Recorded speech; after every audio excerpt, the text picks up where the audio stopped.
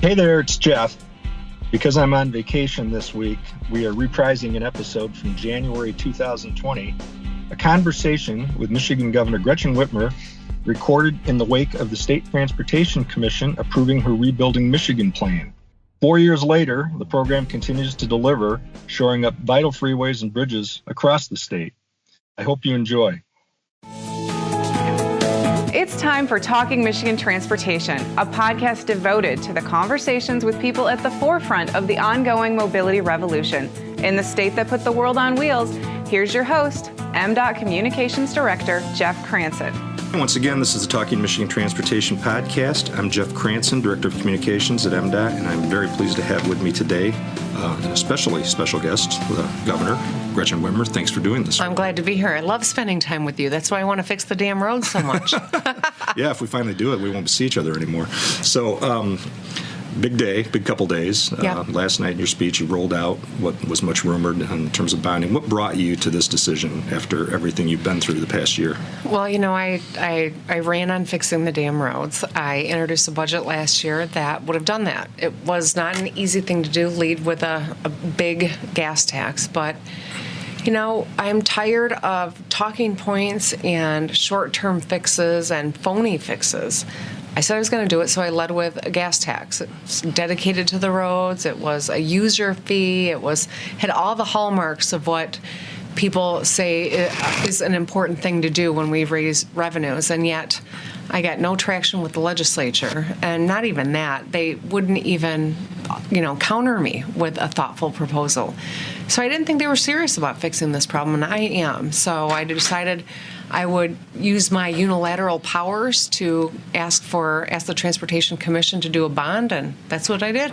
So when you talk about not countering with a serious proposal like anything that was ever made public that they put out there, did you feel like you were close at some point that maybe they were serious about offering you something in more informal talks? I wish I could say yes, but no. Okay. You know, we had a lot of conversation. They said this was a priority. They said they'd come up with a plan, and we were up on Mackinac Island in May. They said we'll come up with a plan in June, and then it was pushed off till July, and then it was pushed off till August. Then they didn't come back to work until September, and it never was a real alternative put on the table. And it was really disappointing, frankly. I know that every day that goes by that we don't invest more, the problem gets more dangerous and more expensive. And so that's why I said I'm not going to play games. I'm not going to wait for another year to go by. We got to get started, and this is the way that we can get started now and not having to wait on the legislature. And so I'm sensitive about the criticism that this is, putting it off on our children and our grandchildren, because I think, doing what I've done for the last 8 years, that letting our roads crumble and letting our bridges crumble is passing on debt to our children and our grandchildren. Mm-hmm. I think about the things that our forefathers did for us, like build the Mackinac Bridge, and Yep. like what are we doing for the future? So how do you answer that to the people that talk about the debt? Well, I think that's right. The generations before us made sacrifice to invest in things that they knew their grandkids would benefit from, whether it is a public education system or land-grant universities or the interstate highway system. These were investments that strengthened our country and our economy, and also that would benefit generations of Americans. And we've seen an utter lack of investment for, decades, actually, at this point, and that's why, we can't pass the buck. We can't pretend the problem's not there. We have to be serious, and we have to start tackling it, and that's what I'm trying to do. I do think about my kids and hopefully I have some grandkids one day. I think about them as the globe continues to heat up and we've got all these water problems which are making our road issues worse. I think about them as I watch the national debt increase. I think about them as our infrastructure crumbles. It's just going to get more expensive and more dangerous for them, and that's why actually this is the right thing to do for all of us today and for them in the future. I'm glad you mentioned the water, because this has become a huge issue for the department and for roads across the state, but especially in Benton Harbor and the Lake Shore and the Thumb area. There are roads, washing away because of this. And, whatever the reason is, we know something's going on with the climate, something's going on with this high water, and it's adding expense to what's already a burden. So, well, there's no question. I mean, I did the tour with you and the fabulous employees at MDOT, and learned a lot. I wore a hard hat and got to hit the side of some bridges, and just in doing that, you can hear where concrete is coming away from the framing, the metal framing of the bridge, or steel. I don't know. See, I'm a little out of my It's been a while since my we did the comfort bridge zone tours, here, yeah. but just by doing that, you can tell water, it can be an incredibly dangerous thing, and it is invasive, and the problems are only getting worse because of how inundated we are, and the lack of freezing this year is actually, I see golfers out in January and December, Yeah. and they're thrilled about this weather, and I see alarm bells. Yeah. I hear alarm bells going off because nothing's freezing, and that means that there's nowhere for all of this water to go. As a skier, I'm not happy when I see golfers out in January. I agree. That industry is something I worry about too. Yeah. So, what is your long-term hope? I know the reporters asked you again today at the media roundtable and have been asking you about MEPSers and other options. Mm-hmm. What's your long-term hope for the legislature to actually do something? Well, I'd like them to get serious and counter me. I put the best. I believe I put the best plan on the table last year. I really do. I know people aren't thrilled about a gas tax. No one is. I'm not thrilled about a gas tax, but we have to fix this problem, and I'm going to do everything I can to do it right. And so it's time for the legislature to get serious and come up with an alternative. And if they won't, then hopefully I've got a legislature next year in the new session that will. Yeah. So when you talk about Michigan's roads being among the worst and the federal government hasn't come to the rescue either, as you know, the federal gas tax hasn't been raised since 1993, and I don't know what you can buy now for the same price that you could in 1993. Not much. The highway trust funds broke and perpetually bailed out by the general fund at the federal level.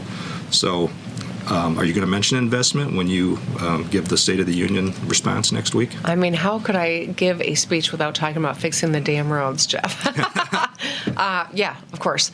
I think that, when I see my fellow governors who kind of bristled when they heard my tagline, fix the damn roads, now saying it boldly, I know that this is a problem unique to Michigan in terms of the magnitude of it, but not unique in the fact of it.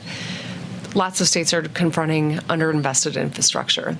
Governors on both sides of the aisle are asking for gas tax increases because the feds aren't doing their part. And so we need people in Washington, D.C. who prioritize infrastructure, whether it is the water that's coming into our homes through water infrastructure underneath the ground, or it is the roads we drive on, or it is the bridges we cross, or even the ability to connect online. All of these are critical infrastructure components that we need nationwide. So Greg Johnson, former chief operating officer at MDOT and chief engineer, who left the department a few years ago to go run the Maryland State Highways Department, spoke very passionately at the Transportation Commission meeting about his experience in Maryland with a road system about half the size of Michigan's, yet they invest about twice as much. First off, I would like to congratulate the commission on taking this step, congratulate the governor on having a bold vision.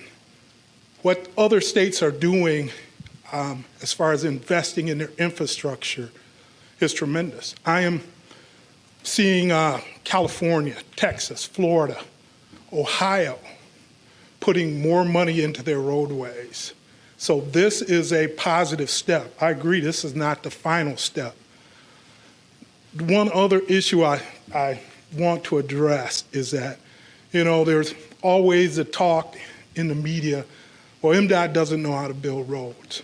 So having ran Maryland State Highway Administration for a year and a half and saw what they did, Michigan is so far ahead of other states in utilizing technology and making smart decisions. The only reason our system is behind is the money that is not being spent. And you hear that from other states all over the place. And I don't know, I feel like, I've been at this for 8 years trying to educate the public about funding and what we do and why we're in the situation we're in, and yet people still don't believe it somehow. That, that can't be right, because I pay what I pay at the pump, or I pay what I pay in registration. So, I guess we just keep at it. I think the magnitude of the problem is hard for people to get their heads around. I really think that that's true. As I gave my presentations across the state, people stood up and applauded. I didn't know how people would react to the gas tax, but once they saw what we were confronting as a state, they got it. And they said, yeah, we expect this to be done, and we expect we're going to have to chip in. It's better to chip in at the gas pump in, gallon increments than to have to repair your car to the tune of, $700 every year. And not just that, but the cost of your time and, all of the other inconveniences of car repairs because our roads are falling apart.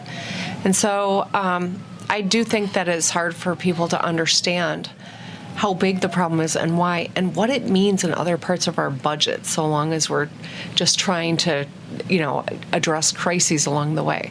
When we get smart and we really plan and we have, a comprehensive way to rebuild Michigan, everyone benefits. So it's kind of the Ev Dirksen thing, $1 billion here, $1 billion there. Pretty soon we're talking about real money because people don't grasp the gravity of the situation. It's true. I had people more often than not ask me, can marijuana taxes fix the roads?